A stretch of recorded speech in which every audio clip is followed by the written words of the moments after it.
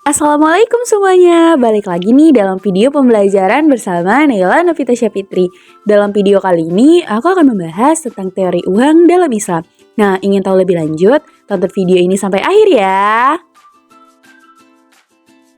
Yang pertama yaitu pengertian uang. Nah, uang adalah instrumen perekonomian yang sangat penting.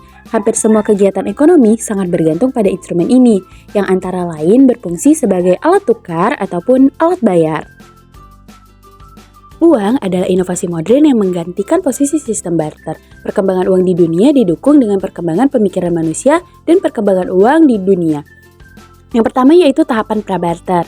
Nah, yang kedua yaitu tahapan barter. Lalu, tahap uang barang.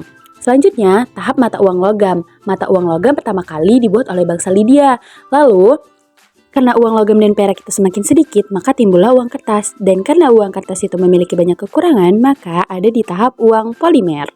Filosofi keuangan Islam berakar dari prinsip-prinsip syariah yang diturunkan dari Al-Quran, hadis, ijma, dan juga qiyas. Nah, tujuannya adalah bukan hanya untuk mencapai keuntungan ekonomi, melainkan juga mewujudkan keadilan sosial, distribusi kekayaan yang seimbang, serta kesejahteraan umat.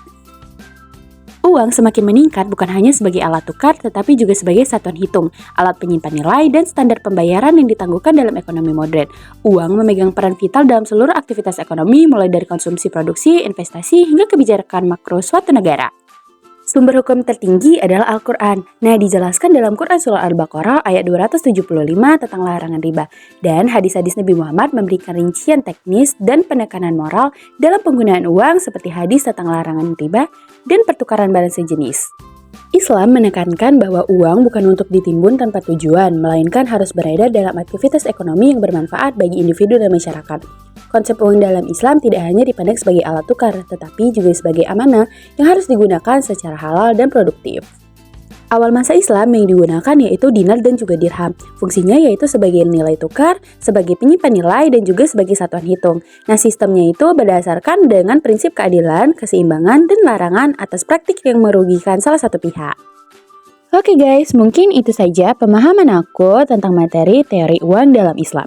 Semoga yang aku sampaikan tadi bisa bermanfaat untuk kita semua. Sampai jumpa di video pembelajaran selanjutnya. Bye-bye semuanya!